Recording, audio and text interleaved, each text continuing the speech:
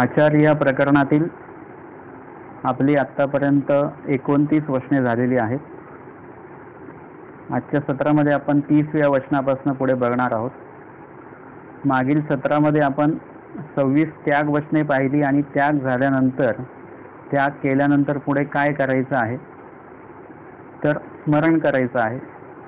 जसं आता आपण सत्संगाला आलो, आपण घराचा त्याग करून आलो, आपण प्रापंचिक कार्याचा त्याग करून आलो, तर इथे आल्यानंतर आपल्याला काय करायचं, स्मरण करायचं आहे. आणि तो स्मरण सर्व या ठिकाणी सांगितलेलं आहे. यामध्ये आपण पहिलं वचन बघितलेलं 27वं, हे देखिले तैसे आठवीचे. मग कसं आठवायचं आहे तर नाम, लीळा, मूर्ती आणि चेष्टा अशा प्रकारे परमेश्वराची आठवण चिंतन करायचे आहे. स्मरण करणारे सर्व वेगवेगळे आहेत. जसं उत्तम, मध्यम आणि कनियस. अष्टप्रहर स्मरण करणारे उत्तम पुरुष आहेत. त्याच्यापेक्षा कमी म्हणजे अनुस्मरण करणारे पुरुष मध्यम आहेत. त्याच्यापेक्षा सकृत स्मरण करणारे पुरुष जे आहेत, साधक जे आहेत, ते कनियस आहेत. म्हणजे स्मरण सगळ्यांचं सारखं नाही आहे. आता थोडक्यात सांगतात की स्मरण कुठल्या कुठल्या ठिकाणी किंवा विशेष कुठल्या ठिकाणी परमेश्वराला आपल्याला आठवायचं आहे, हे आजच्या सत्रामध्ये आपण आजच्या या 30व्या वचनामध्ये आपण बघणार आहोत. आजचं वचन आहे, तुम्हा शयनासनी भोजनी परमेश्वरूची होवावा किंगा. आमचे स्वामी या संदर्भामध्ये, स्मरण या संदर्भामध्ये मुख्यत्वे या 3 गोष्टी स्वामी सांगतात. हे 3 ठिकाणं सांगतात. तुम्हाला म्हणजे जे स्मरणनिष्ठ आहेत ते, तुम्हाला म्हणजे फक्त ते अनुसरलेत त्यांच्यासाठी हे वचन नाही आहे, तर हे वचन सगळ्यांसाठी आहे जे ईश्वराचे साधक आहेत, ज्यांना ज्यांना परमेश्वराला आठवायचं आहे आणि ज्यांना ज्यांना स्मरण ही साधना साधायची आहे, अशा सर्व लोकांसाठी, अशा सर्व साधकांसाठी हे वचन स्वामींनी सांगितलेलं आहे की तुम्हा म्हणजे त्या सर्व ईश्वर साधकांना शयनासनी भोजनी. शयन म्हणजे झोपण्याचं ठिकाण, आसन म्हणजे बसण्याचं ठिकाण आणि भोजन म्हणजे भोजन समय. शयन म्हणजे जेव्हा केव्हा आपण दिवसभरामध्ये आपण पूर्ण कामं भीमा आटपून आपण संध्याकाळी जेव्हा रात्री झोपतो, त्यावेळेस तुम्हाला देवाला आठवता आलं पाहिजे. आसन म्हणजे तुम्ही कुठूनही आलात, बाहेरून आलात तुम्ही किंवा बाहेरून तुम्ही कुठे गेलात, कोणाच्या घरी म्हणा, कुठेही गेलात, तर त्यावेळेस तुम्हाला देवाला आठवता आलं पाहिजे, म्हणजे तुम्ही जेव्हा आतमध्ये प्रवेश करता तेव्हा. आणि भोजन म्हणजे ज्यावेळेस आपण जेवत असतो त्यावेळेस सुद्धा आपल्याला देवाला आठवता आलं पाहिजे. म्हणजे जेवण आले की लगेच सुरुवात नाही करायची, तर त्या ठिकाणी सुद्धा आपल्याला देवाला आठवता आलं पाहिजे. परमेश्वरूची होवावा किंगा. आणि परमेश्वर होवावा किंगा असं वचन नाही आहे, परमेश्वरूची होवावा किंगा म्हणजे देवच आठवला पाहिजे. तिथे बाकीच्या गोष्टी तुम्हाला आठवता कामा नाही. आता हे जी काही ठिकाणं सांगितले ते विश्लेषण आपण बघूया. शयन म्हणजे झोपण्याची जी वेळ आहे, त्यावेळेस असं असतं की दिवसभराची कामं आटपून वगैरे तेव्हा आपल्याला थकवा जाणवत नाही एवढा. दिवसभर काही ना काही काम हे ते याच्यामध्ये असतं. आपण जेव्हा संध्याकाळी जेवण झालं की जेव्हा आपण पाठ टेकवतो त्यावेळेस एकदम असं होतं की खूप चांगलं समाधान वाटतं. असं समाधानच नाही, जसं खूप तहान लागलेली आहे आणि अशा वेळेस पाणी भेटलं की त्याचं एक समाधान असतं. म्हणजे पाणी पिताना आपल्याला मग काय आठवत नाही, गडगड गडगड आपण पाणी पित राहतो. त्यावेळेस आपण बाकीच्या सगळ्या गोष्टी विसरलेल्या असतो. आपल्याला अपेक्षित असलेली गोष्ट जेव्हा आपण शोधतो त्यावेळेस बाकीच्या गोष्टी आपल्याला दिसत नाहीत बरं का, फक्त तीच वस्तू शोधण्याकडे आपलं लक्ष असतं. जसं उदाहरण पण मी देतो की जसं तुम्ही बाजारात तुम्हाला पाठवलं काहीतरी, बघा बाजारामध्ये आहे का ही भाजी, तर आपण तीच भाजी बघत राहतो, कुठे दिसते का दिसते का. मग घरी आल्यानंतर त्यांना विचारलं की मग ती दुसरी भाजी होती का, तर म्हणतात काय माहिती, मी फक्त हेच भाजी शोधत होतो. म्हणजे आपलं लक्ष त्या एका गोष्टीकडे केंद्रित झालं की दुसऱ्या गोष्टी दिसेनाशा होतात. तसंच आहे की भोजन समयी, शयन समयी, आसन समयी त्यावेळेस आपल्याला म्हणजे ते अपेक्षित असतं की आपल्याला ती गोष्ट पाहिजे आहे, त्यावेळेस इतर सगळ्या गोष्टींकडे दुर्लक्ष होत असतं. जसं आपल्याला बसायचं आहे, खूप वेळेचं आपले पाय दुखलेले आहेत, वगैरे, त्यावेळेस मग आपण ते लक्ष आपलं केंद्रित असतं. म्हणून जेव्हा आपण पूर्ण थकलेलो आहोत हे कधी कळतं आपल्याला? जेव्हा काम संपतं. तुमच्याकडे जेव्हा काही काम शिल्लक राहत नाही तेव्हा तुम्हाला कळतं की आपण थकलेलो आहोत. तोपर्यंत कळत नाही आणि ते रात्री सगळे कामं संपून जातात. आणि मग अशा वेळेस जेव्हा तुम्ही पाठ टेकवता तेव्हा तुम्हाला इतकं समाधान वाटतं, इतकं चांगलं वाटतं. आणि त्यावेळेस आपण झोपेच्या ह्याच्यामध्ये असतो. त्यावेळेस देव आठवायला कोणी मोकळं नसतो. किंवा तिथे सांगितलेलं की शयन म्हणजे झोपताना तिथे लयांगता व्हावे, म्हणजे नाम घेता घेताच झोपायचं आहे. आसन म्हणजे बाहेरून कुठूनही आलो आपण, एक तर बाहेरच्या प्रवासामध्ये आपण एक तर उभे असतो किंवा घामाघूम झालेलो असतो वगैरे, त्याच्यामध्ये आपल्याला थकवा अधिक येतो. आणि मग घरी आल्यानंतर ते कुठेही आपण गेल्यानंतर पोहोचल्यानंतर तिथे आपल्याला बसायचं आधी असतं. आणि आतमध्ये आल्यानंतर 2 ते 3 गोष्टी आठवतात देव सोडून. एक तर बसायचं आहे, त्याच्यानंतर मग पंखा लावा आणि थंड पाणी द्या. या 3 गोष्टी आपल्याला आठवतात. बाकी त्यावेळेस देव वगैरे काही आठवण्याच्या याच्यामध्ये आपण पडत नाही. देवाचं नाव घेतल्याने काही आपला थकवा जाणार नाही आहे, पंख्याची हवा लागणार नाही आहे आणि तहान पण जाणार नाही. असं होतं का कधी? देवाचं नाव घेतल्याने भूक गेली आपली, असं होतं? आपल्या बाबतीत होत नाही. संविधानातल्या भक्तांच्या बाबतीत झालेलं आहे, ते झालं असेल त्यांच्या बाबतीमध्ये आणि झालेलं आहे. आपल्या बाबतीमध्ये आपलं तसं काय नाही. आपल्याला जेवायच्या टायमाला फक्त जेवणच आठवतं, देव आठवत नाही. खूप वेळा जर का जेवण नाही भेटलं तर मग देव आठवतं की देवा कधी मिळेल, म्हणजे मिळेल यासाठीच. पण देव कधी मिळेल नाही, देवा कधी मिळेल हे वाक्य आपलं नेहमी असतं. आणि म्हणून बाहेरून आल्यानंतर सुद्धा आपल्याला देव आठवला पाहिजे, परमेश्वर आठवला पाहिजे. तुम्हाला ऊन खूप लागतंय तिथेही देव आठवला पाहिजे, तुम्हाला तहान लागली तिथेही देव आठवला पाहिजे. म्हणजे तुम्हाला देव आठवण्याचं तुम्हाला बहाणा भेटले पाहिजेत. ठेस लागली तुम्हाला देव आठवला पाहिजे. जे मी सांगितलेलं मागे यात्रेमध्ये असताना आमच्याजवळ एवढा एक लहान मुलगा होता, त्याला ते दगडाची ठेस लागली, त्याने देवाचं नाव घेतलं, श्रीचक्रधर असं नाव घेतलं त्याने. गाडीतल्या 50 लोकांना एवढं कौतुक वाटलं की आपल्याला कधी ठेस लागते तेव्हा आपण कधीच देवाचं नाव घेत नाही. आणि एवढूशा मुलाने म्हणजे देवाचं नाव, सकाळी जर का तो उठला, लहान मुलं उठली की रडतात, त्याला फक्त एवढं उठवल्यानंतर थोडं रडायला लागलं की त्याला सांगायचं आज काम करायला जायचं आमकं, लगेच तो शांत. म्हणजे हे संस्कार आहेत असे. तर आपल्याला अशा पद्धतीने देव आठवण्याचा विधी आपल्याला घडला पाहिजे. आणि आपण नुसते बहाणे शोधले पाहिजे देव आठवण्याचे. वास्तविक विना बहाणा पण देव आठवला गेला पाहिजे, परंतु त्याच्यामध्ये सुद्धा आपल्याला देव आठवण्याचं एक कारण आपण शोधत राहायचं नाही. देवाला आठवायचं आहे, मला आठवायचं आहे. आणि विनाकारण सुद्धा देवाला आठवायचं आहे, आठवतच राहायचं. ह्याला अष्टप्रहर स्मरण म्हणतात. मागच्या वर्षात आपण बघितलं तर स्मरण म्हणजे अष्टप्रहर, काही कारण नसताना काही नसताना सतत देवाला आठवत राहायचं. वास्तविक कारण आहे याच्या मागे. देवाला आठवण्याचे विधी खुद्द देवानेच विहित केलेलं हेच मोठं कारण आहे. किंवा त्या नामाने काय काय होणार आहे जे नामाच्या 10 अध्यायामध्ये आपण बघितलेलं हे कारण आहे. म्हणजे हेतुक सुद्धा आहे, परंतु हेतू कसा तो ऊर्ध्व हेतू आहे, म्हणून तो हेतूमध्ये गणला जात नाही. आणि भोजन समय सुद्धा आपल्याला देवाला आठवता आलं पाहिजे. भोजन समयी तर भोजन कसंही असो, तुमच्या आवडीचं असो का नावडीचं असो, तुम्हाला देव त्यावेळेस आठवत नाही. मुख्यत्वे म्हणजे जर का भोजन जर का चांगलं असेल, आपल्या आवडीचं जर का असेल भोजन, तर आपल्याला हेच असतं की कधी ताट वाढून येत आहे. ते येईपर्यंत जो व्यक्ती ताट आणतोय ते आपण त्या ताटाकडे एकदम बघत राहतो आधाशासारखं, की कधी ताट, म्हणजे ताटात काय काय वाढलेलं आहे ते ताट असं ठेवलं जातं आणि असं होतं की कधी खाऊ. आपल्यामध्ये तरी पद्धत आहे की बाबा सगळी पंगत बसली की जय म्हणून वगैरे खाण्याची पद्धत वगैरे आहे. किंवा अन्य लोकांमध्ये पण आहे की बाबा सगळेजण बसल्यानंतर एकाच वेळेला काहीतरी श्लोक बोलून जय करून ती जेवण सुरुवात करायची आणि एकाच वेळेला उठायचं सगळ्यांनी. असं नाही की ज्याचं जेवण झालं त्यांनी उठा असं नसतं, ती पद्धत असते. परंतु ही तर पंक्तीची पद्धत झाली. एरवी आपण नेहमीच हे असेल तर कधी कधी असं असतं की तो जय बी व्हायच्या आधीच इकडे पापड वगैरेची हे झालेले असतं, म्हणजे पापड वगैरे खाणं सुरू झालेलं असतं.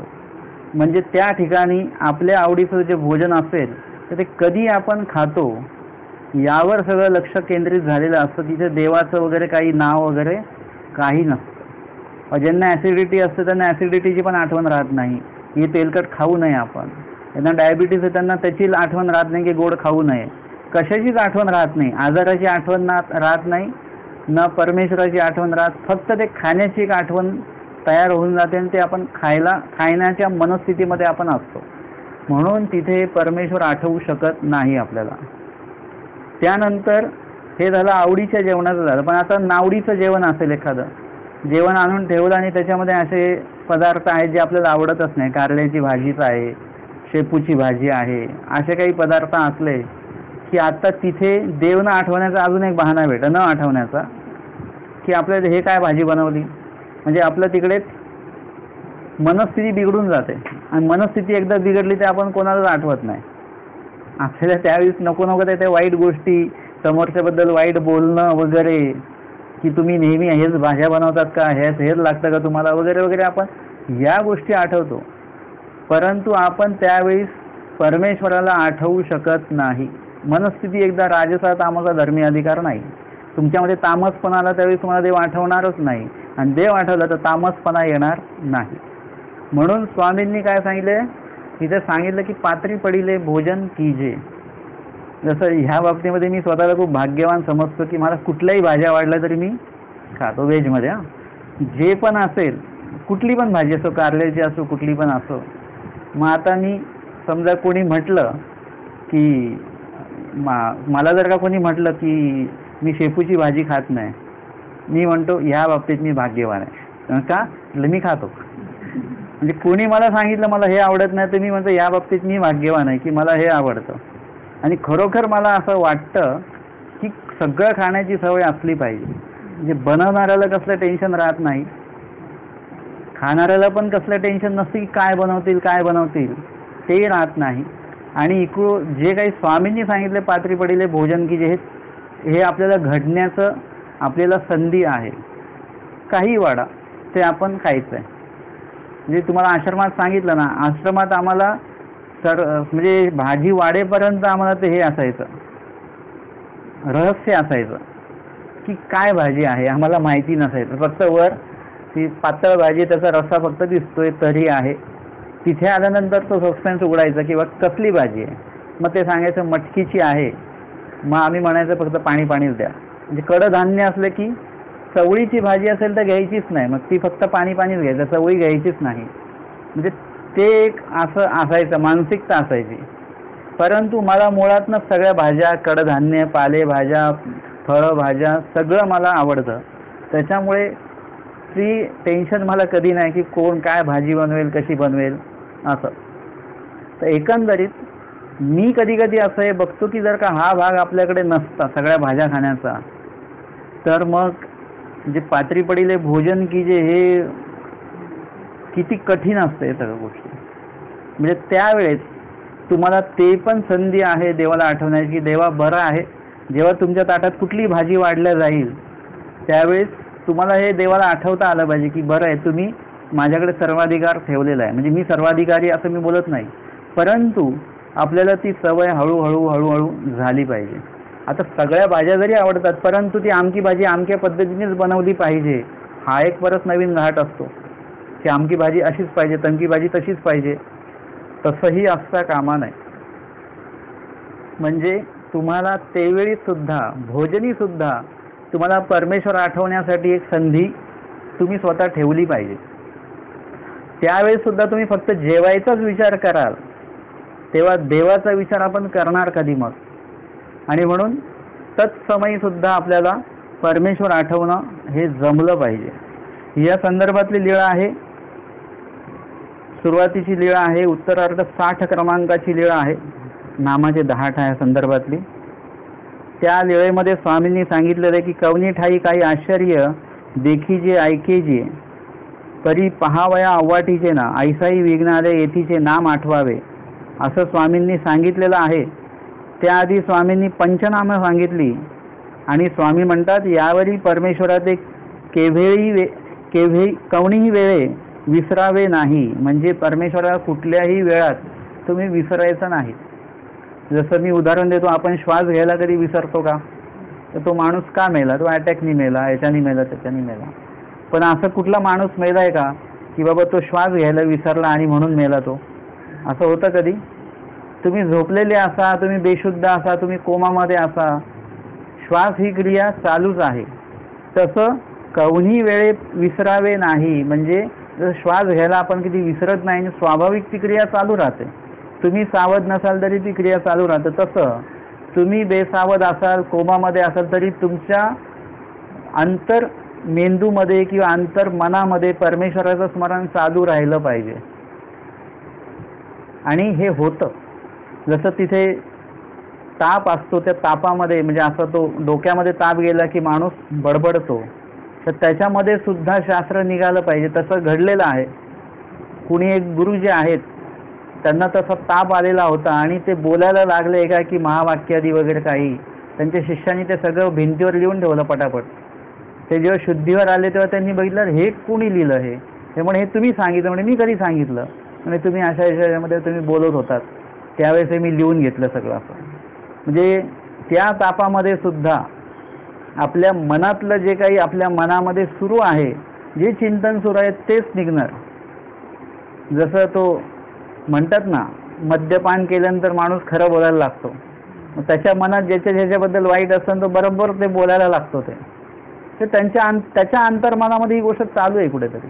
आपण त्याला मस्करीमध्ये घेऊ वगैरे, परंतु तुम्ही थोडंसं त्या पद्धतीने बघा जे तुमच्या अंतर्मनात चालू आहे. म्हणजे अंतर्मनात आपलं चांगलं जर का चालू असेल तर तुमच्या त्या बेशुद्ध अवस्थेत किंवा तशा ह्याच्यामध्ये तुमच्या मनातनं किंवा तुमच्या मुखातनं त्याच गोष्टी निघणार आहेत. आणि म्हणून स्वामी सांगतात की कोणी वेळे विसरावे नाही. तुम्हा शयनासनी भोजनी परमेश्वर होवावा किंगा. तुम्हाला शयनासन आणि भोजन समयी परमेश्वरच आठवल्या गेला पाहिजे, असं स्वामींनी त्यावेळेस त्या ठिकाणी सांगितलेलं आहे. यानंतर उत्तरार्धाची 609 क्रमांकाची लीळा आपण मागच्या वेळेस सुद्धा ती घेतलेली आहे. त्या लीळेमध्ये सुद्धा स्वामींनी सांगितलेलं आहे की तुम्हा शयनासनी, म्हणजे स्वामींनी हे केलेलं आहे, सांगितलेलं आहे की अवघ्याचे स्मरण काही सारखेची की विलक्षण, असं महादाईसांनी विचारलं. तेव्हा स्वामी म्हणतात विलक्षण. तेव्हा त्यांनी विचारलं जी ते काहीच. स्वामी म्हणतात स्मरण अनुस्मरण सकृत स्मरण. आणि म्हणून तुम्हा शयनासनी भोजनी परमेश्वरूची होवावा. म्हणजे जे काही स्मरण सांगितलंय त्याच्यामध्ये भेद आहेत, म्हणजे करणाऱ्यांमध्ये भेद आहेत. स्मरण सारखंच आहे, परंतु त्याचा कालावधी, कोण किती लेखी लावतंय, कोण किती लेखी लावतंय याच्यामध्ये भेद आहेत. आणि त्या कार्यानुसार त्या व्यक्तींमध्ये भेद निर्माण झाले. जे एखादा कमी करत असेल तर तो सकृत स्मरणामध्ये जाईल, एखादा त्याच्यापेक्षा जास्त करत असेल तर अनुस्मरणामध्ये जाईल, एखादा अजून चांगलं करत असेल तो स्मरणामध्ये येईल. अशा पद्धतीने ते भेद झालेले आहेत. परंतु स्वामींनी सरसकट सांगितलेलं आहे की एरवी तर तुम्हाला बैठकीचं स्मरण करायचंच आहे. इतक्या वेळ, इतक्या तास, 3 ते 6 असेल, 3 तास लेखी लागण्याचं स्मरण असेल. म्हणजे 3 तास जर का स्मरण तुम्हाला लेखी लावणं, म्हणजे तुम्ही 3 तास स्मरणाला बसले असं त्याचा अर्थ होत नाही. तुम्ही जेव्हा 5-6 तास रोजचं स्मरण कराल त्यातलं तुमचं 15 मिनटं उपयोगी लागतील फक्त. बाकीच्या वेळामध्ये आपण बाकीचेच आवाज, बाकीच्याच गोष्टींचा विचार आपला चालतो. स्मरणाला आपण बसलो की केवळ नामावर आपण लक्ष केंद्रित नसतं किंवा स्मरणावर आपण लक्ष केंद्रित नाही करत. आपण इतर वेळेस दरवाजेची बेल वाजली तिकडे पण आठवतो. आपण आतल्या रूममध्ये बसलो तरी आपण इकडून कानोसा घेतो, कोण आलेलं आहे, कोणाचा आवाज आहे, हां ते आमके आलेत बरं का. किंवा कोणाचा काही अजून काही आवाज आला की तिकडे लक्ष असतं आपलं की काय विकायला आलेलं आहे. बटाटे तर नाही आहे, हां ते आपल्याला घ्यायचेच घरी. स्मरण चालू आहे बरं का, बैठक केलेली आहे चांगली. आपल्याला असं वाटतं मी 3 तास रोज स्मरण करतोय, पण 3 तासातले कुठले मन जातं, कुठे कोणी आलंय का, कुठे कोणी विकायला आलंय का. मग त्याच्यामध्ये आठवतं की भाजी गरम करायला ठेवली की नाही काय माहिती. ते पण आठवतं मध्ये मध्ये. म्हणजे तुम्ही म्हणजे हे ह्याचा विचार केला पाहिजे की स्मरणाला बसल्यानंतर आपल्याला देव सोडून काय काय आठवतं. देव सोडला तर खूपशा गोष्टी आपल्याला घरातल्या सगळ्या आठवतात. आणि मुळामध्ये म्हणजे ज्यावेळेस जर का आपण ठरवलं की ह्या टायमाला हे आठवायचं नाही, तर त्याच वेळेला नेमकं त्या गोष्टी आठवतात. एरवी तुम्हाला आठवणार नाही. मग एरवी म्हणा ते बटाटे घ्यायचे होते, राहिले विसरूनच गेले. बघा भाजी गरम करायची विसरूनच गेले. हे कुठे आठवतं माहिती आहे? हे जर का तुम्हाला आठवायचं असेल तर स्मरणाला बसायचं. मग घरातली सगळी कामं लाईनीने आठवतात, मग काही सुटत नाही. देव सोडून सगळं आठवल्या जाईल. मग तुम्ही म्हणाल की स्मरणाला बसले की माझी सगळी कामं बरोबर होतात. कारण की ज्या वेळेस जे आठवायला नाही सांगितलं त्यावेळेस नेमकं तेच आठवल्या जातं. म्हणजे कुणीतरी सांगितलं की बाबा स्मरण करायला बसल्यानंतर आमका आठवायचं नाही, माकड आठवायचं नाही. आणि तो स्मरणाला बसला की त्याला ते माकडच आठवायचं सारखं सारखं. जे नाही सांगितलं तेच आपल्याला बरोबर आठवतं. म्हणजे काय आहे की त्यावेळेस आपल्याला ते गोष्टी न आठवता परमेश्वरच आठवल्या गेला पाहिजे. आणि म्हणून या ठिकाणी ते सांगितलेलं आहे की तुम्हा शयनासनी भोजनी परमेश्वराची व्हावा किंगा. आता या संदर्भातली अजून एक लीळा आपण उत्तरार्ध 182 क्रमांकाची लीळा घेणार आहोत. नाथोबा स्मरण विधान डोमेग्रामची लीळा आहे. एकुदी गोसाव्यांसी रेई नायकाचा आवारी दुपारीचा पूजा सुरू झाला. रेई नायकांचं जे आवार आहे डोमेग्रामला, जर का तुम्ही राजमठ, उंचमठ, प्रसन्न मठ हे 3 मठ केले की तिथूनच रस्ता समोर पुढे रेई नायकाच्या आवाराकडे जाण्यासाठी आहे. आजच्या काळात जर का तुम्ही ते स्थानं बघितले तर ते एका रूममध्ये ती स्थानं आहेत सगळी. म्हणजे आज तुमच्यासाठी तो एक छोटीशी खोली आहे ती.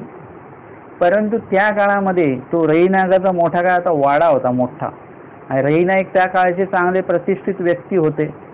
त्यांच्याकडेच घोडे घेण्यासाठी ते दरोडा पडलेला होता. म्हणजे त्यांची श्रीमंती वगैरे त्या काळातली. डोमेग्राम त्या काळातलं खूप चांगलं असं ते गाव होतं. आत्ताच्या काळामध्ये थोडंसं आपल्याला ते आत्ता बघितलं तर असं वाटतं खेडेगाव आहे, पण त्या काळातलं चांगलं ते प्रतिष्ठित हे होतं. आणि तो त्यांचा वाडा होता. आणि आमच्या स्वामींचा दुपारचा पूजा अवसर झाला त्यांच्या घरी. त्यांनी स्वामींना दंडवत घातलेला. भक्तजन पण तिथे गेलेली होती स्वामींसोबत पूजा अवसर आधी सगळं करण्यासाठी. आणि भोजन सुद्धा होतं सगळ्यांना. आणि स्वामींचा दुपारचा पूजा अवसर संपन्न झाला. गोसाव्यांसी ताट झाले. भोजनाचं ताट स्वामींसमोर त्या ठिकाणी विस्तारलेलं आहे. भक्तजना ठाय झाले. भक्तजनांना सुद्धा पंक्तीला बसवल्या गेलं. गोसावी ताटावरी बीजे केले. म्हणजे आमचे स्वामी भोजनाचं हे कुठे आहे, आसन कुठे टाकलेलं आहे, त्या ठिकाणी आमचे स्वामी जाऊन विराजित झालेले आहेत. भक्तजन अवघे बैसले. स्वामींसोबत सगळेजण स्वामी बसल्यानंतर बाकीचे भक्तजन बसले. गोसावी आरोगण करिता ती. भक्तजन अवघे जेवू लागले.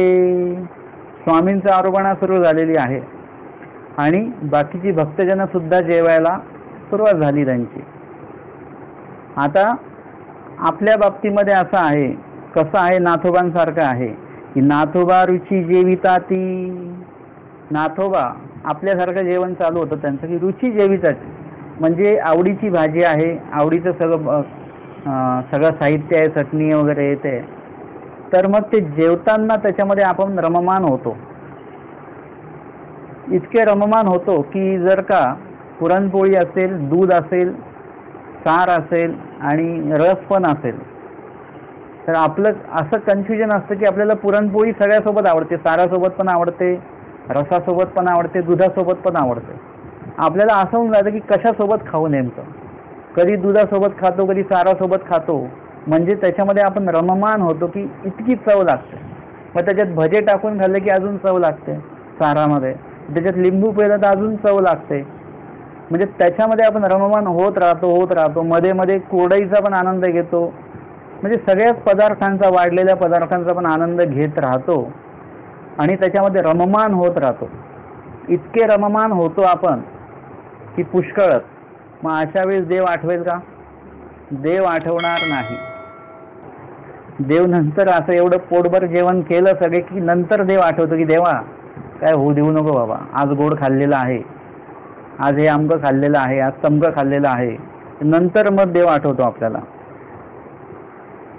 अशा पद्धतीने नाथोबासांचं जेवण चालू होतं आणि गोसावी तयाकडे आवळो केले आणि स्वामींनी त्यांच्याकडे पाहिलं. तुम्हाला आम्हाला वाटतं की देवाला आमका उपार दिला पाहिजे म्हणजे देव ते खातात.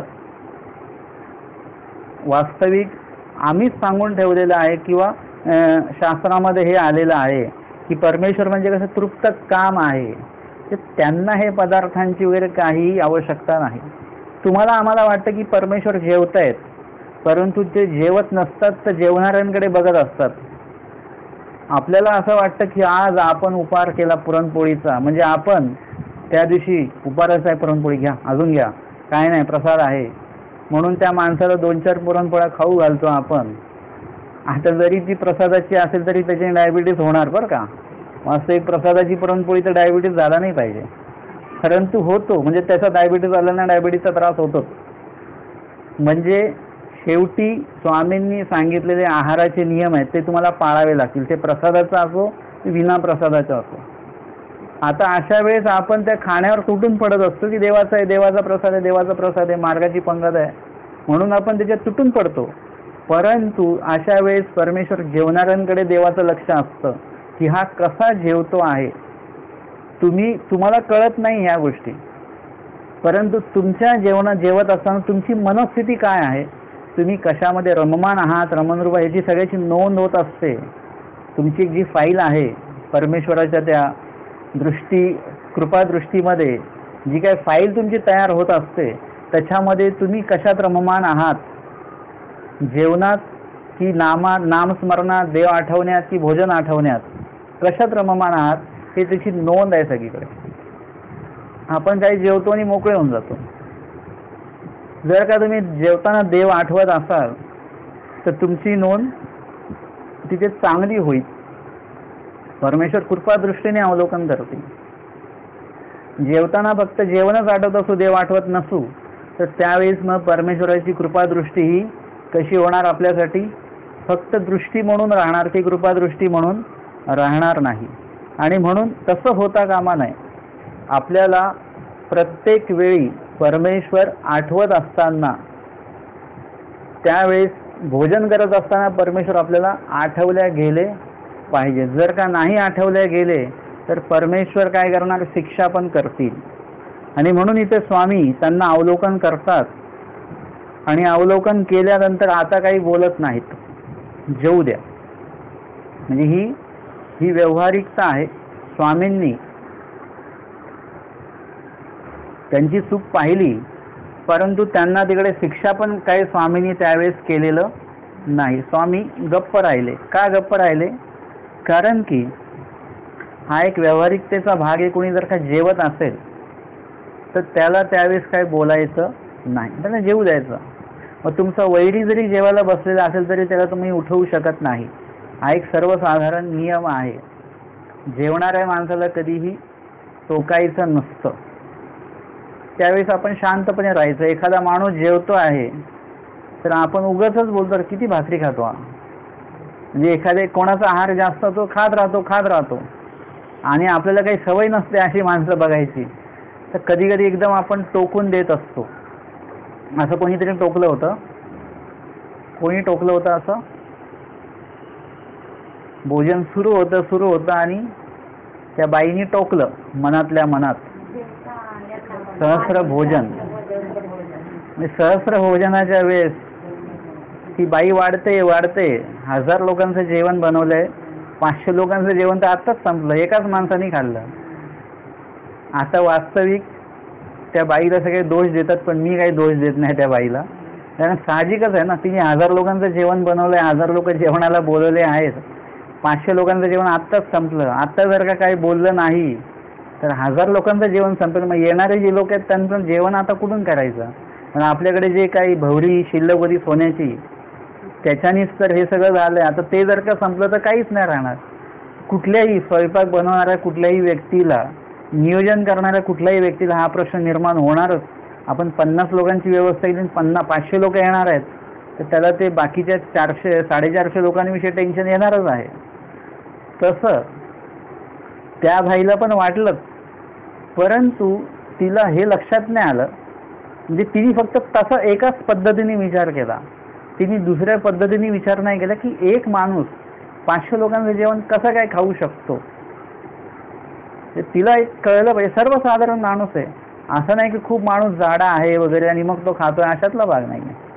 आज आपण पण सुद्धा जर का 1000 लोकांचं जेवण, मोठं टोपभर भाजी आणि भरपूरशा पुऱ्या वगैरे जर का कोणापुढे ठेवला, तो एकटा माणूस निम्म खाऊन टाकतोय, तर आपण काय म्हणू, हा माणूस नाहीये, हा काहीतरी वेगळाच आहे, राक्षस म्हणू आपण त्याला. परंतु हा माणूस नाही हे तरी नक्की झालं की नाही. म्हणजे त्या पद्धतीने त्या बाईने विचार केला पाहिजे होता की दिसायला पण हे किती सुंदर आहेत, 32 लक्षणी वगैरे आहेत, तेज किती यांच्या चेहऱ्यावर आहे, आणि सगळं म्हणजे एकंदरीत तिने ते पण बघितलं पाहिजे होतं. त्यानंतर एकदम सात्विकपणे भोजन सुरू आहे आणि 500 लोकांचं भोजन इथे संपलेलं आहे. म्हणजे ही व्यक्ती साधारण मनुष्य व्यक्ती नाही, असामान्य व्यक्ती आहे ही, अशा पद्धतीने विचार केला पाहिजे होता. तो विचार तिच्या पतीने केलेला आहे, पण तिने नाही केला. तिने त्यावेळेस ते मनातल्या मनात तिचे विचार आलं तर टोकल्या गेलं, आणि त्या ठिकाणी आमच्या स्वामींनी भोजन जे आहे ते थांबवलं तिथे. म्हणजे असं बोलतात की 1000 लोकांचं खाल्लं असतं तर दोघांनाही गोमटं लागलं असतं, परंतु 500 लोकांचंच खाल्लं म्हणजे निम्म गोमटं लागलं त्या पतीच्या खात्यामध्ये ते गेलं. तिला फक्त काही बनवण्याचं काय लागलं असेल तर लागलं असेल असं बोलतात बरं का.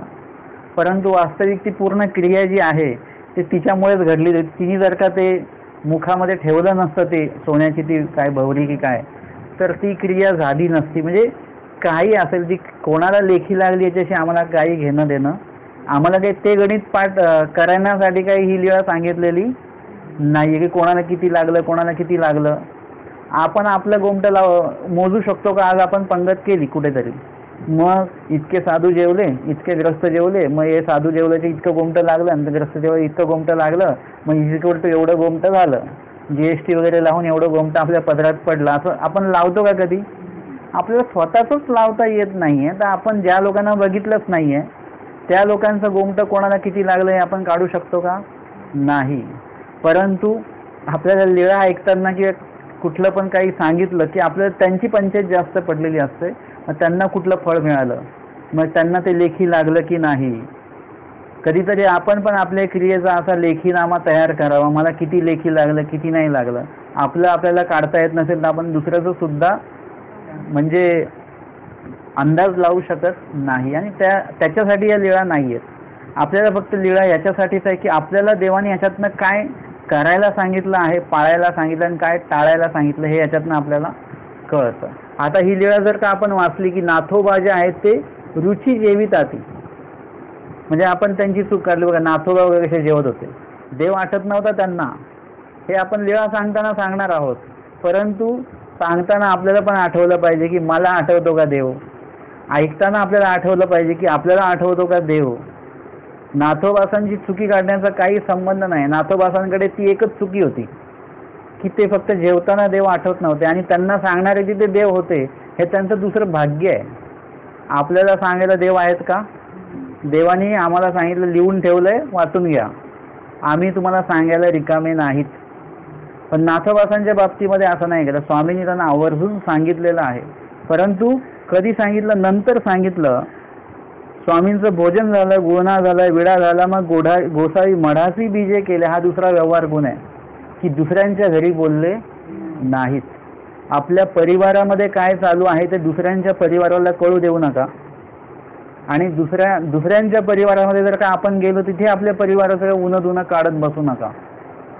आपल्या परिवाराला तुम्हाला शिक्षा पण करायचं असेल, काही बोलायचं असेल तर ते आपल्या स्वतःच्या घरी आल्यानंतर बोला. कुणी आहेत परिवार, मग ते आपल्या मुलांविषयी, बाबा हा असंच करतो, बाबा तो तसंच करतो. मी त्यांना सांगितलं, तुम्ही कधी पण तुमच्या मुलांचे दोषच सांगत असता का हो?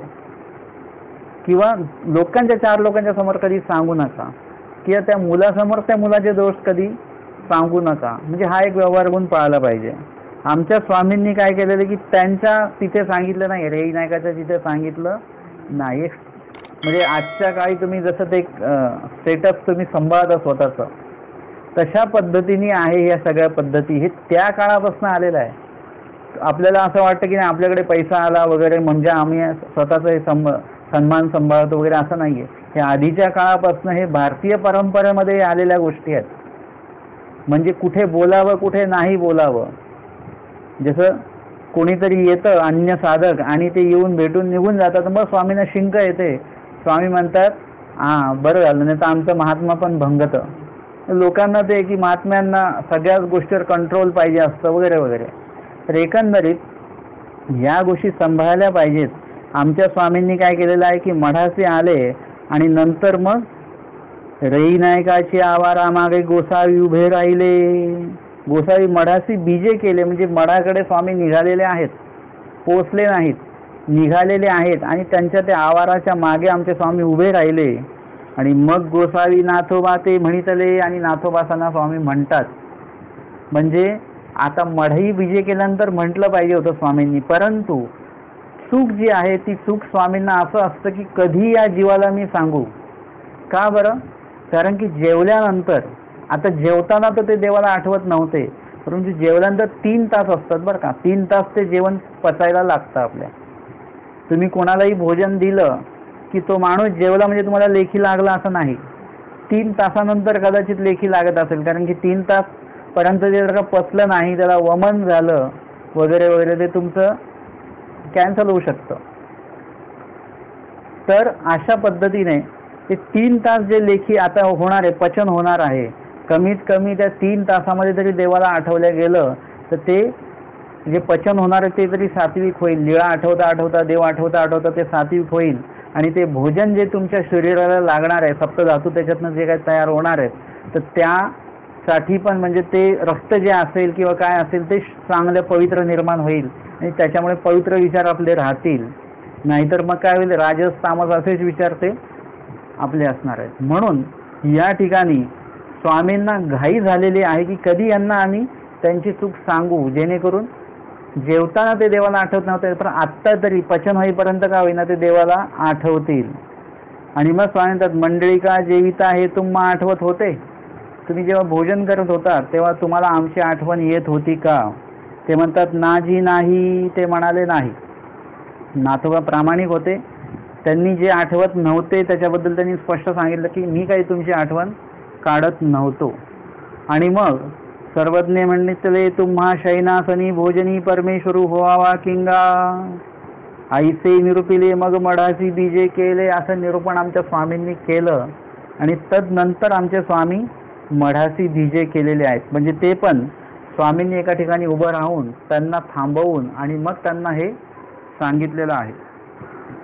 तर अशा पद्धतीने आपण परमेश्वराला आठवतो, परंतु आठवत असताना एक विशिष्ट वेळ आपण देवाच्या आठवणीची पण ठेवलेली आहे की सकाळी 3 ते 6 आठवायचं, किंवा काही संकट आलं तरच देवाला आठवायचं, बाकी इतर वेळी काही देवाला आठवायचं नाही. लाईट गेली की देवा, तेव्हा लाईट आली की देवा म्हणतात का लोक? नाही. वा वा छान झालं, म्हणजे असं बोलतो आपण.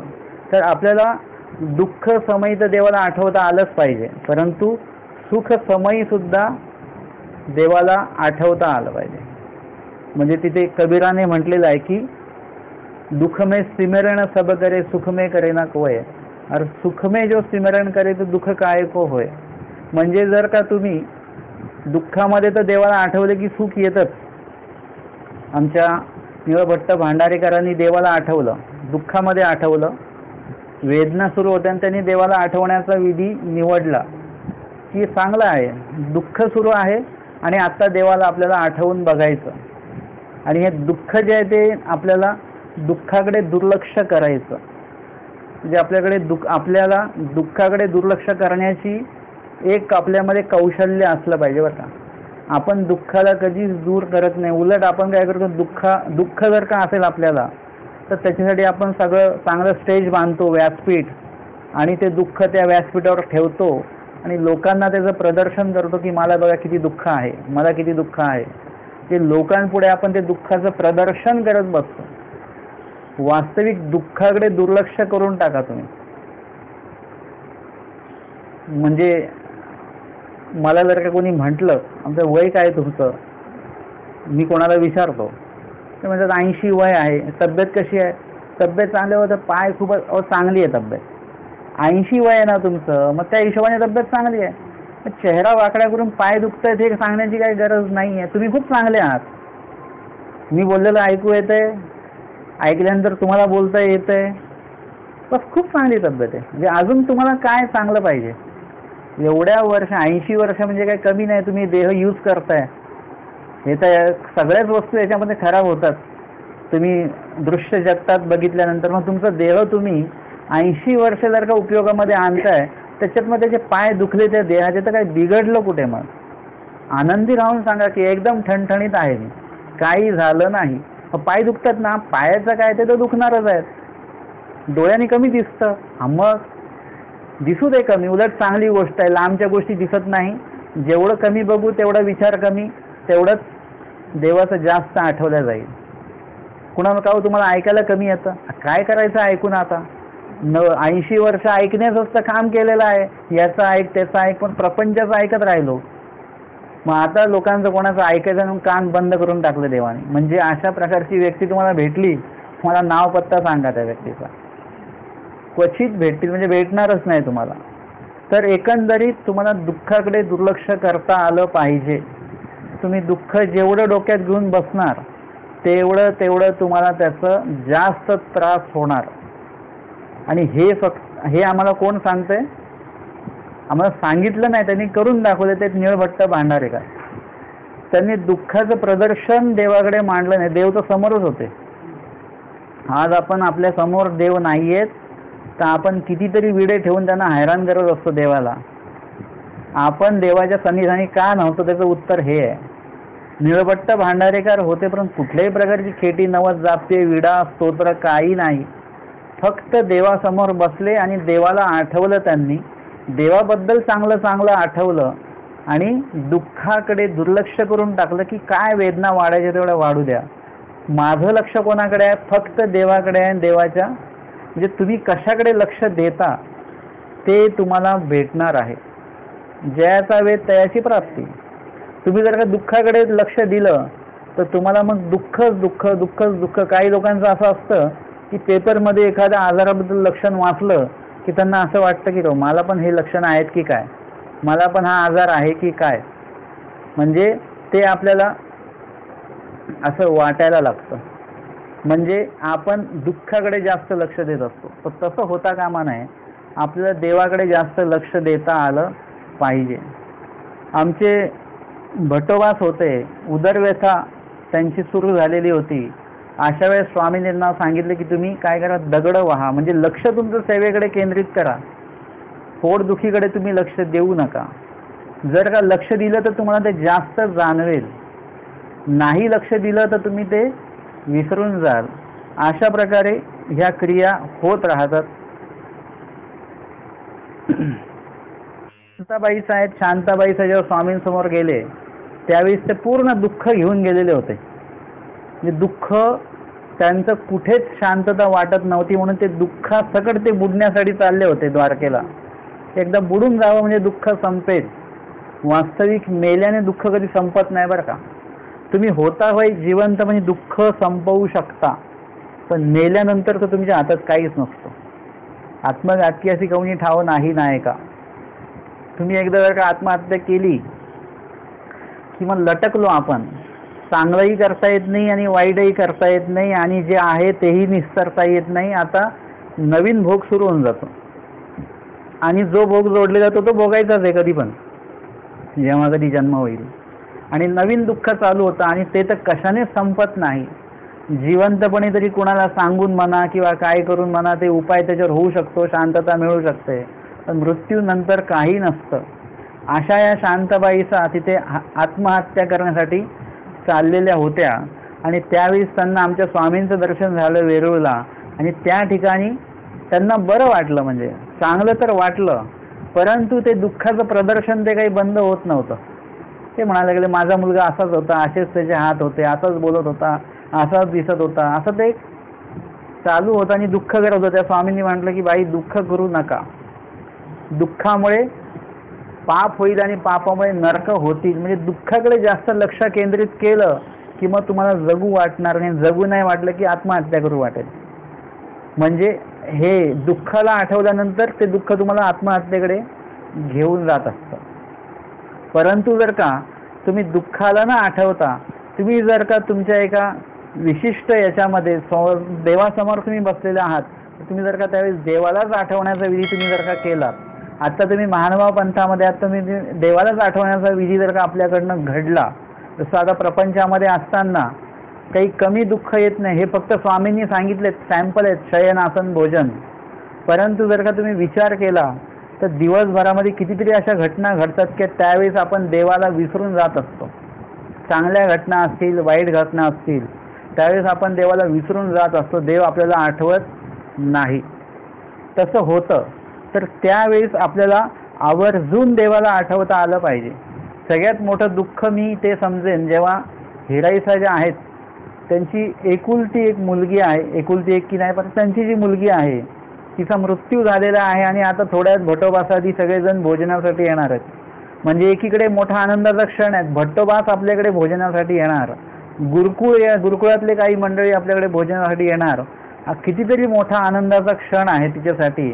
आणि त्याच वेळी त्या ठिकाणी तिच्या मुलीचा सुद्धा मृत्यू झालेला आहे. म्हणजे दुसरीकडे दुःखाचा काळ आहे, मोठं दुःख आहे हे. म्हणजे बहुतांशी आईचं म्हणजे वडिलांपेक्षा आईचा जीव जास्त असतो मुलांमध्ये, कारण की मातेचे स्नेह ते हे स्वामींनी सांगितलेलं आहे. मातेचे स्नेह ते नैसर्गिक असतं आणि अशा या वेळी मातेला जे दुःख होणार आहे म्हणजे ते पूर्ण दुःखाची जबाबदारी मातेची असते, ती पूर्ण म्हणजे माता घेतेच ती. आणि इकडे जे भोजनाला बोलवलेली सगळी मंडळी आहेत ईश्वर साधक, ती सगळी जबाबदारी पण त्या मातेचीच आहे. म्हणजे तीच सगळं आयोजन करणार आहे, स्वयंपाकापासून तर बसण्याची व्यवस्था सगळं तेच करणार आहे. आणि बघा दोन क्षण आहेत. म्हणजे या ठिकाणी ईश्वर साधकांसाठी ही जी स्मृती आहे ही फक्त त्यांचं हिराईसांची स्तुती करून ही स्मृती आपल्याला थांबवायची नाही आहे. ही स्मृती आपल्यासाठी एक स्पेशल म्हणजे दिलेलं आहे. तुमच्यासाठी एखादा तुम्ही जर का कोर्स केला तर तुमच्याकडे ती केस दिल्या जाते की बाबा ही सिच्युएशन तुम्ही कशी हँडल कराल. वकील जर का होत असतील तर त्यांना एखादी केस दिल्या जाते, ही केसमध्ये तुम्ही कसं हे करणार, तुमच्या आशिलाला कसं तुम्ही वाचवणार वगैरे सगळं ते करून घेतलं जातं.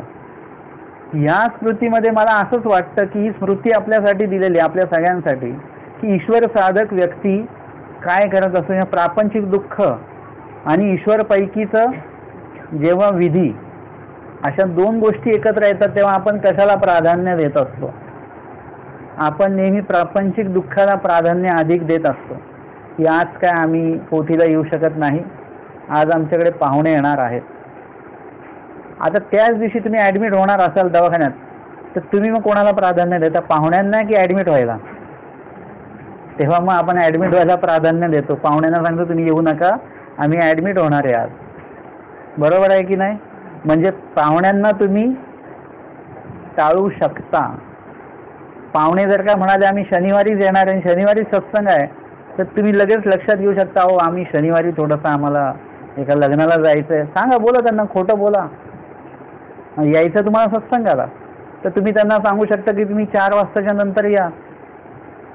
सांगू शकतो आपण, याल का तुम्ही? त्यांना टाळू नका, 4 वाजता नंतर याल का? ठीक आहे, ते म्हटलं हा येऊ शकतो आम्ही, तुमचं सत्संग त्याच्यामध्ये होऊन जातो. म्हणजे त्यावेळेस आपल्याला कशाला टाळता आलं पाहिजे, कशाला पाळता आलं पाहिजे. जर का ही हिराईसाची स्मृती आहे, ही वाचून फक्त हिराईसाची स्तुती करून आपण मोकळं झालो म्हणजे आपलं कर्तव्य संपलं नाही. आपण विचार केला पाहिजे की आपल्या घरात जर का अशी घटना घडली तर आपण कशाला प्राधान्य देऊ. सोपी गोष्ट नाही आहे. आतमध्ये मुलगी मेलेली आहे, तिच्या अंगावर तिने कपडा टाकून दिला, झाकून दिलं तिला. भटोबासाठी आल्यानंतर त्यांचं स्वागत तेवढ्याच आनंदाने केलेलं आहे. त्यांचे पाय वगैरे तिने धुतले असतील, त्यांचं स्वागत गंध किंवा अक्षदा ओवाळणी वगैरे सगळं झालं असेल, त्यांना बसण्याच्या ठिकाणी त्यांना बसवलं असेल, त्या ठिकाणी त्यांचं पूजन झालं, भोजन झालं, सगळं जे काही तिने केलं असेल, चेहऱ्यावर आनंद पण दाखवला असेल, क्रिया करताना जे काही दुःख आहे ते सुद्धा तिने ते केलं असेल, कुठेही एक एवढूसा लवलेच दाखवला नाही की माझी मुलगी आतमध्ये. कोण असं करू शकतं? म्हणजे आपले कोणी लांबचे नातलग मेले असतील तरी पण आपण त्या ह्याच्यामध्ये असतो. तर तसंही असता कामा नये. म्हणजे ही स्मृती आपल्यासाठी एकदम तुम्हाला जगता आली पाहिजे. स्मृती एवढं मोठं दुःख प्राप्त आहे, परंतु ईश्वर पैकीच्या विधीला कुठेही तिने टाळलं नाही, बाजूला ठेवलं नाही, दुर्लक्षित केलं नाही. दुर्लक्षित केलं ते दुःखाला, आणि त्या ठिकाणी यथोचित विधी केला. सगळेजण निघायला तयार झाले आणि नंतर मग तिने टाव फोडला की माझी मुलगी गेली, आत्ताच होती, आत्ताच गेली. तुम्हाला ईश्वर पैकीच्या विधीसाठी खोटं बोलता आलं तर नक्कीच बोला. म्हणजे ईश्वर पैकीच्या क्रिया करण्यासाठी खोटं बोला तुम्ही. बाकीच्या क्रिया टाळण्यासाठी खोटं बोलता आलं तर बोला. देवासाठी, देवाचा विधी प्राप्त व्हावा म्हणून तुम्ही खोटं बोला, चालेल. परंतु ईश्वर विधी टाळण्यासाठी, म्हणजे एखाद्याला सत्संगालाच यायचं नाहीये, मग त्यांनी मुद्दाम का नाही आले? सगळं चांगलं नाही, तब्येतच चांगली नाही का, काय झालं? काय नाही, थोडंसं असं कसं तरीच वाटत होतं. म्हणजे समजायचं काहीच आजार नव्हता. काहीतरी सांगता आलं पाहिजे, आजाराचं नाव काहीतरी सांगता आलं पाहिजे. म्हणजे ईश्वरपैकीच्या विधी करायला लागू नये म्हणून काहीतरी बहाणा सांगणारे लोक वेगळी आहेत, आणि ईश्वरपैकीचा विधी करता यावा म्हणून इतरांना बहाणा सांगणारे लोक वेगळे आहेत. ते देवासाठी खोटं बोलतात सगळ्यांशी की नाही नाही, अशा पद्धतीने ते त्यापर्यंत परमेश्वराच्या ते विधीपर्यंत पोहोचतात. तर आपल्याला काय करता आलं पाहिजे? अशा प्रकारचं जर का दुःख प्राप्त जरी झालं तरी त्यावेळेस सुद्धा आपल्याला शयन, आसन, भोजन या ठिकाणी तर देव आठवायचंच आहे, परंतु लीळा आणि स्मृतीमधनं सुद्धा आपल्याला हे क्षण निवडून काढायचे आहेत की त्यावेळेस सुद्धा आपल्याला काय आठवता आलं पाहिजे. त्यावेळेस सुद्धा आपल्याला देवच आठवता आला पाहिजे.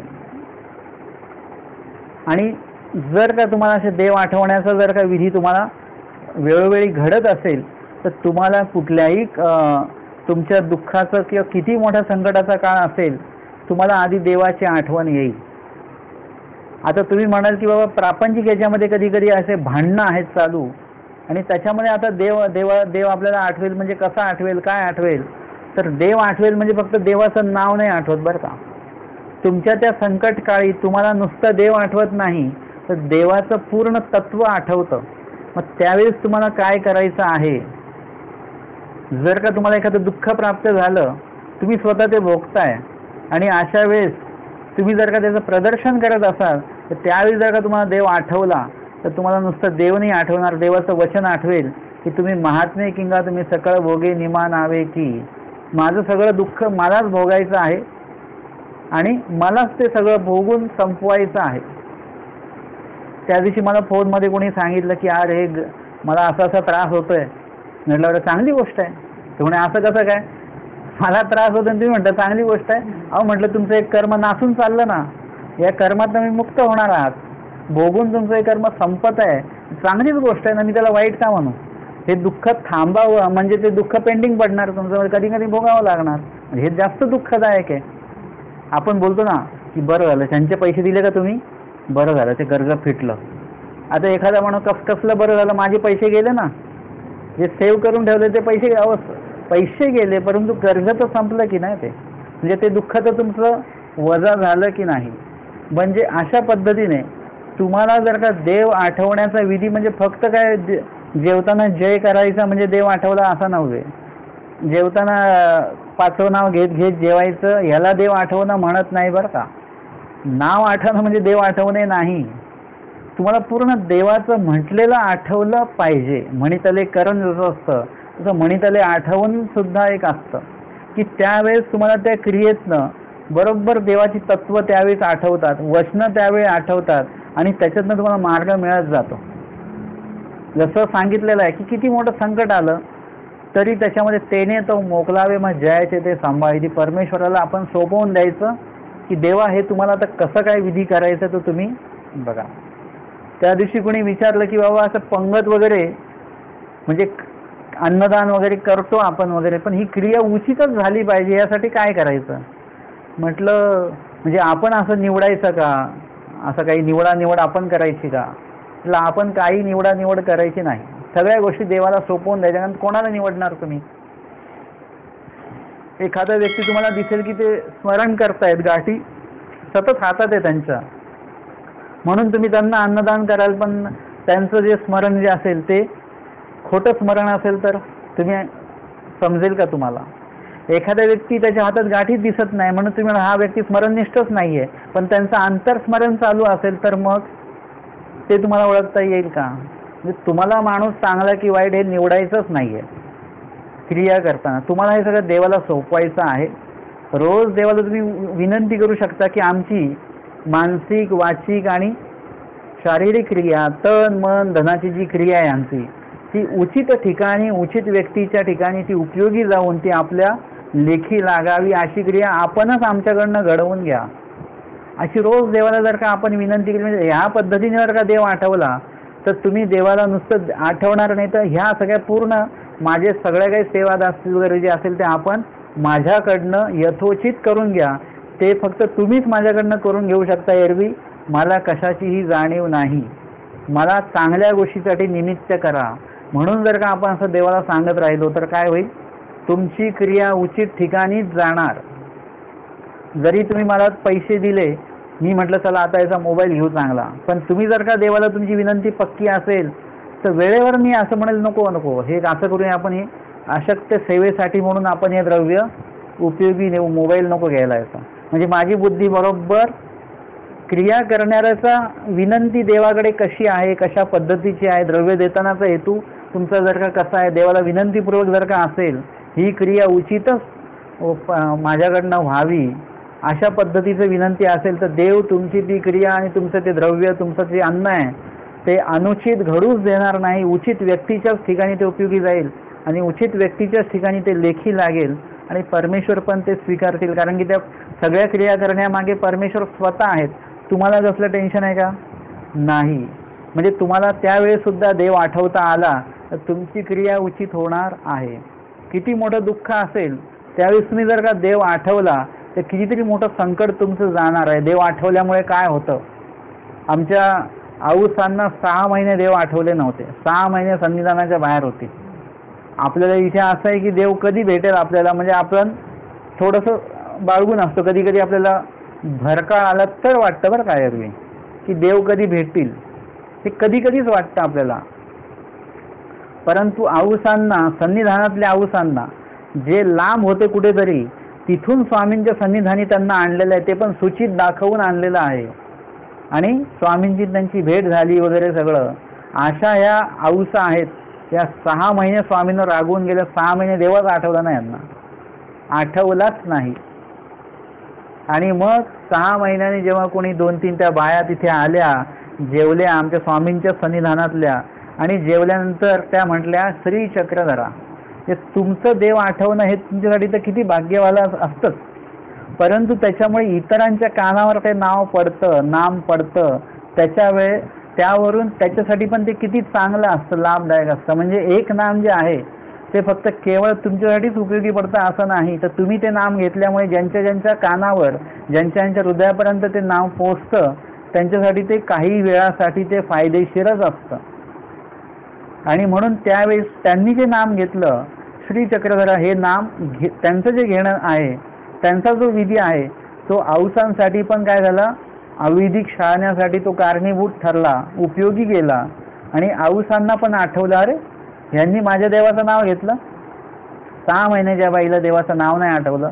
एकच नाव त्या लोकांनी जे घेतलं ते नाव कानावर पडता क्षणी त्यांना आमच्या स्वामींची आठवण आली, आणि हे माझ्या देवाचं नाव यांनी घेतलं, माझा चक्रस्वामी, माझा चक्रस्वामी म्हणून सकाळपर्यंत आऊसा झोपल्या नाही, तळमळत राहिल्या. कधी उजाडताना कधी निघतो आऊसा, जर का म्हणजे तर रात्र नसती वगैरे त्या क्षणी ते निघाल्या असत्या. काही भीती असते समजा, त्या पुरुष असत्या तर त्याच वेळी त्या निघाल्या असत्या, पण त्या स्वतःला किती पुरुष जरी समजत असले तरी त्या स्त्रीच होत्या शेवटी. त्याच्यामुळे त्यावेळेस ते निघाल्या नाही, पण सकाळ म्हणजे भल्या पहाटे त्या निघाल्यात. आमचे स्वामी पूजा अवसर झाल्या म्हणतात की आज आऊसाला सामोरे जायचं आहे, नायकाशी समोर जायचं आहे. आणि आमचे स्वामी पण काही पावलं पुढे गेले त्यांचं स्वागत करण्यासाठी. एक नाम त्यांनी सहजपणे घेतलेलं नाव ते किती फायदेशीर ठरतं. म्हणून तुम्ही जर का नाम घेत असाल तर त्याच्यामुळे तुम्हाला स्वतःला तर फायदा आहेच, पण तुमच्यावर जी काही लोक अवलंबून असतील तर त्यांना सुद्धा त्याचा फायदा होतो. बघा, मार्गामध्ये काही लोक, सगळीच लोक काही म्हणजे एकदम स्मरणनिष्ठ असं नाही, काही लोक थोडीसं स्मरण न करणारे लोक असतात, कधी काही लोक अविधी करणारे लोक पण असतात वगैरे. परंतु या सगळ्यांना सांभाळणारी कोण व्यक्ती असते? एक अधिकरण ही एक व्यक्ती असते. मग या अधिकरणांचं स्मरण अशा चांगल्या पद्धतीचं असतं, त्यांचा देवधर्म इतक्या चांगल्या पद्धतीचा असतो, देव आठवण्याचा विधी त्यांचा एवढा चांगल्या पद्धतीचा असतो, आणि त्याच्यामुळे त्यांच्या संभाळी असलेले जे कोण विधी करणारे, अविधी करणारे जे पण लोक असतील, त्या सगळ्यांची व्यवस्था परमेश्वर करून घेतात. का? कारण की ते एका स्मरणनिष्ठांच्या वर ही लोक अवलंबून आहेत, सगळी त्यांच्या सन्निधानी आहेत. एखादा व्यक्ती अविधी करत जरी असेल, पण काही अंशी तरी ते अधिकरणाच्या सन्निधानी आहेत की नाही. आज आपल्या जर मार्गात गेल्यानंतर आपल्याला वाटतं हा माणूस चांगला वागत नाही, हा व्यक्ती स्मरण करत नाही, हा व्यक्ती अभ्यास करत नाही, परंतु ती आत्ताची घडी आहे. एक वेळ त्यांच्या जीवनामध्ये पण काहीतरी येणार आहे. मग तुम्ही जेव्हा बघाल तेव्हा अरे हे पहिलेच्या काळात आम्ही बघितलेलं तेव्हा ते असे होते, पण आज बघा, आज यांचं अभ्यास झालेला आहे, आज यांचं आचरण चालू आहे. म्हणजे प्रत्येक व्यक्तीचं एक वळण असतो, जीवनामध्ये एक वळण असतं. तर म्हणून तुम्ही हे लक्षात घ्या की एका स्मरणनिष्ठांच्या कुठेतरी काहीतरी आज्ञेमध्ये ती व्यक्ती आहे, त्यांचं काही ना काही ते ऐकतायत, म्हणून त्यांची सुद्धा व्यवस्था परमेश्वर करतात. म्हणजे एका स्मरणनिष्ठ व्यक्तीची तर व्यवस्था होतेच, पण त्यांच्या सन्निधानी असलेल्या इतर लोकांची सुद्धा परमेश्वर अशा पद्धतीने व्यवस्था करत असतात. आणि म्हणून परमेश्वर आठवणं हे आपल्या स्वतःसाठी तर खूपच फायदेशीर आहे, पण आपल्या संबंधित लोकांसाठी पण खूप चांगलं आहे, कारण की तुम्ही त्यांना सुद्धा हा विधी सहजपणे सांगू शकता. आमच्या माहीम भट्टांच्या संदर्भामध्ये जर का आपण बघितलं, ते उदाहरण आपण बघू शकतो की त्यांचं एक वाट त्यांची वेगळ्या पद्धतीने चालू होती.